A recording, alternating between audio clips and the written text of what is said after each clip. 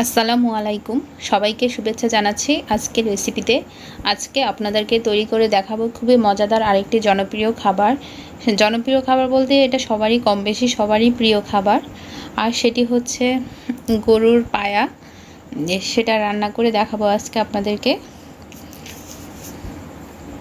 গরুর পায়া সবাই পছন্দ করে, সকালের নাস্তা বলেন অথবা বিকালের নাস্তায় সবাই পছন্দ করে। গরুর পায়া দিয়ে অনেকে রুটি দিয়ে খেতে পছন্দ করে, অনেকে আবার নান রুটি বা তন্দুর রুটি দিয়ে খেতে পছন্দ করে। এক একজন এক একভাবে খেতে পছন্দ করে। সবাই কেউ আবার চাউলের গুঁড়ি রুটি দিয়েও খেয়ে থাকে। এদিকে আমি আদা বাটা, রসুন বাটা আর কাঁচামরিচ বাটা নিয়ে নিয়েছি, আর পায়াগুলো চুলায় ধুয়ে বসিয়ে দিয়েছি। এবার আদা বাটা, রসুন বাটা আর কাঁচামরিচ বাটা দিয়ে দিয়েছি।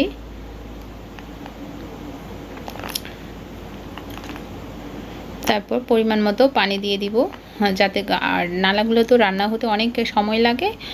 অনেক সময় বলতে চুলার আগুনটা কমিয়ে দিয়ে রাখলে হয়ে যায়, বেশি সময় লাগে না।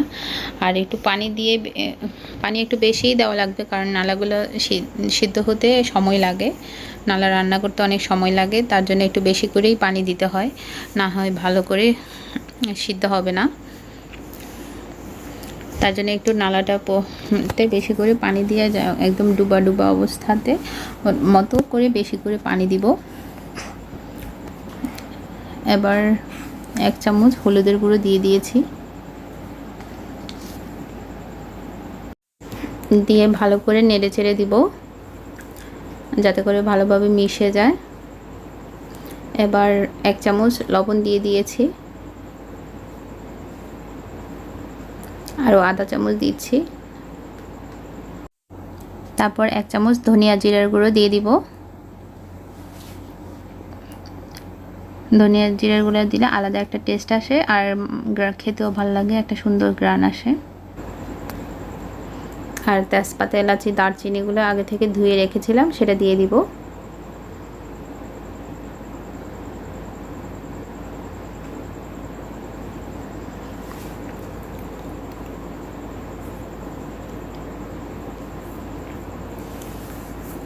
দিয়ে ভালোভাবে মিশিয়ে দিব, যাতে করে উপরে দিয়ে থাকলে আবার এটার ভিতরে যাবে না, গ্রানটা যাবে না, তার জন্য ভালো করে নেড়ে চেড়ে দিব।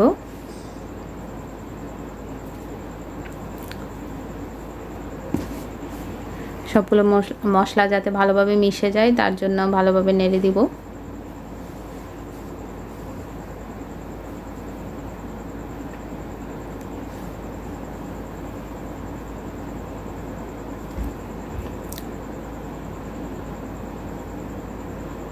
আধা চামচ শুকনো মরিচের গুঁড়ো দিয়ে দিয়েছি, কারণ গরুর পায়াতে একটু ঝাল না হলে আবার খেতে ভালো লাগে না। আবার খুব বেশি ঝালও না, একটু হালকা ঝাল দিব। অনেক বেশি ঝাল হলে দেখা যায় যে খেতে গেলে গলা চলবে, তার জন্য একটু মাঝারি, মানে হালকা, খুব বেশি ঝালও না খুব কম ঝালও না, মোটামুটি মাঝারি পর্যায়ে ঝাল দিব, যাতে করে একটু মুখে লাগে, খেতেও ভালো লাগে। কারণ অনেক বেশি ঝাল হলে অনেকে বলে যে, অনেকে আবার দেখা যায় যে পায়ার ঝোলটা খালি শুধু শুধু খেয়ে থাকে এমনিতে খালি খালি, তো তার জন্য আবার গলা জ্বলে, তার জন্য একটু ঝালটা কম দিব।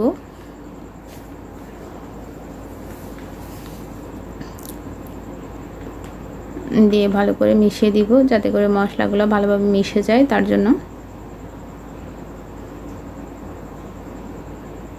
আর হাঁড়িগুলো একটু পানিতে ঝোলের মধ্যে ডুবিয়ে দিব, তাহলে যেন হাঁড়িগুলো পায়াগুলো ভালোভাবে সিদ্ধ হয়ে যায়, ভালোভাবে মাংসগুলো সিদ্ধ হয়ে যায়। এবার একটা ঢাকনা দিয়ে ঢেকে দিব। চুলার আগুনটা বাড়িয়ে দিয়েছি। এবার এখানে কিছু পেঁয়াজ কুচি করে রেখে দিয়েছি, সেটা গরুর পায়ার মধ্যে দিয়ে দিব।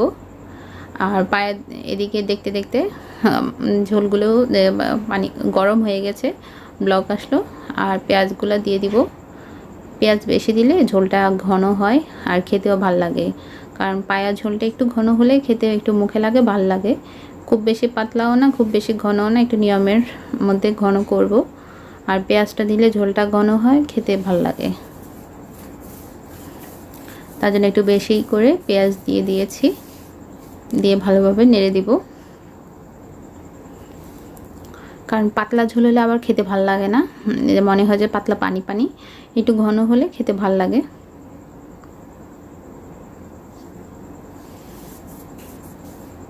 এবার একটু তেল দিয়ে দিব। তেলটা আমি এখন একটু কম দিচ্ছি, কারণ আবার রান্নাটা শেষ হয়ে আসলে তখন আবার একটু পেঁয়াজ দিয়ে তেল মেরে দিব, তার জন্য একটু তেলটা কম দিচ্ছি।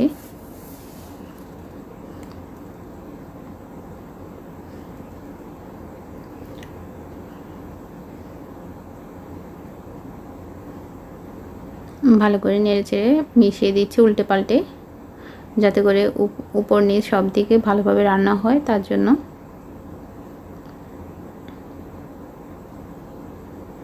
এবার ঢাকনা দিয়ে ঢেকে দিব। এবার চুলার আগুনটা একটু কমিয়ে দিব, কারণ না হয় ঝোলটা শুকিয়ে যাবে আর পায়াগুলো রান্না হবে না, ভালোভাবে সিদ্ধ হবে না। তার জন্য চুলার আগুনটা কমিয়ে রাখতে হবে। পায়া জিনিসটা দেখা যায় যে সাথে সাথে রান্না করে তো খাওয়া যায় না, কারণ এটা রান্না হতে অনেক সময় লাগে। তা দেখা যায় যে আগের দিন রান্না করে রাখলে পরের দিন সকালে খাওয়া যায়। চুলার আগুনটা কমিয়ে দিয়ে অনেকক্ষণ রান্না করার পরে দেখা যায় যে সকালে খাওয়ার জন্য প্রস্তুত হয়ে যায়। তো এদিকে রান্নাটাও প্রায় হয়ে আসলো, আর একটু ঝোলটা শুকিয়ে ফেলবো।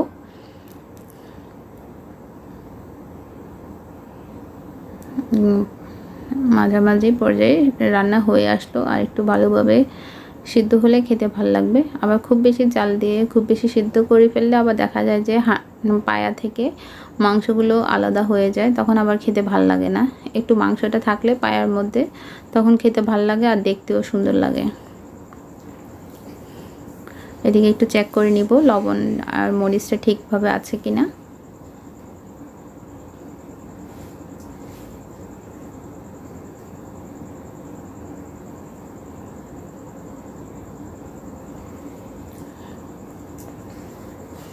কারণ না হয় আবার খেতে ভাল লাগবে না যদি লবণ বা মরিচ কম হয়।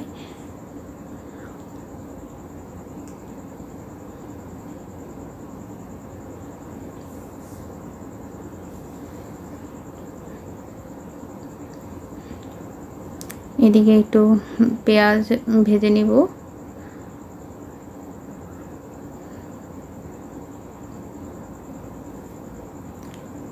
পেঁয়াজটা ভেজে পায়ের মধ্যে দিয়ে দিব, তাহলে একটা দেখতেও সুন্দর কালার আসবে আর খেতেও ভালো লাগবে।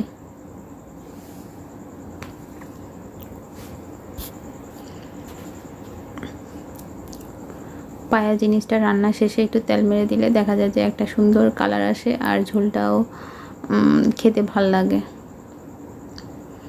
তার জন্য আর কালারটা দেখতে সুন্দর লাগলে খেতেও অনেক ভাল লাগে, আর সুন্দর একটা গ্রানও আসে পেঁয়াজের।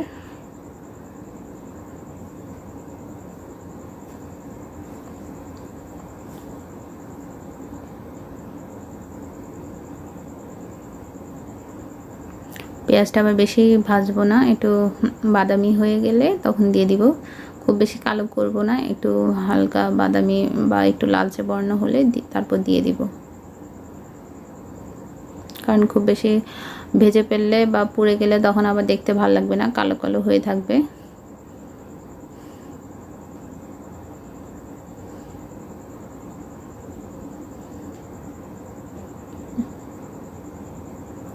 চুলার আগুনটা কমিয়ে দিয়ে তার জন্য ভালোভাবে নেড়েচেড়ে ভেজে নিতে হবে।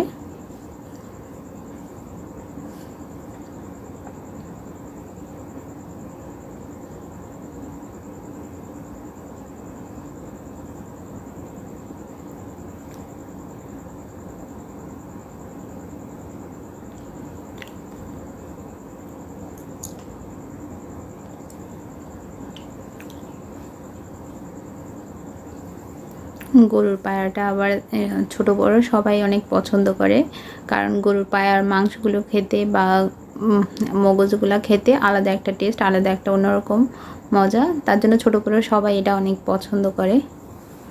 বাচ্চারাও দেখা যায় যে এটা অনেক পছন্দ করে। বাচ্চারাও সবসময় একঘেয়েমি খেতে খেতে তো রুচি লাগে না, দেখা যায় যে একটু অন্যভাবে নাস্তাটা দিলে রুটি দিয়ে তখন ওরাও অনেক পছন্দ করে খেতে, যে একটু ভিন্নতা আসে খাওয়ার মধ্যে।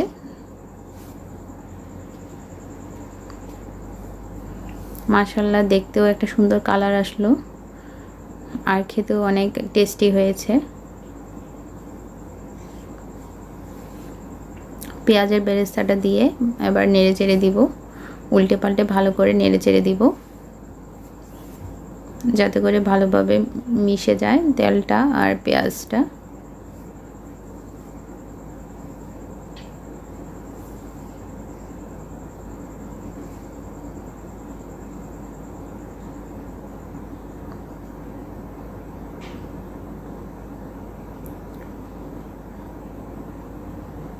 কালারটাও অনেক সুন্দর লাগতেছে।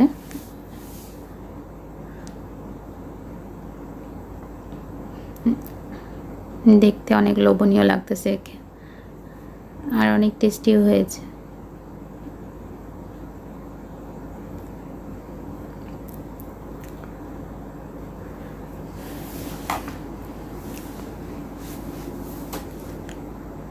অনেকে আছে যারা নতুন রাঁধুনি বা নিউ ম্যারিড কাপল, তারা দেখা যায় যে ওভাবে তো রান্নাবান্না সারা বছর করা হয় না, হঠাৎ করে বিয়ে হলে দেখা যায় যে ওর প্রথম রান্না করতে অনেক অসুবিধা হয়। তারা দেখা যায় যে কিভাবে রান্না করতে হবে ওভাবে জানে না, বোঝে না।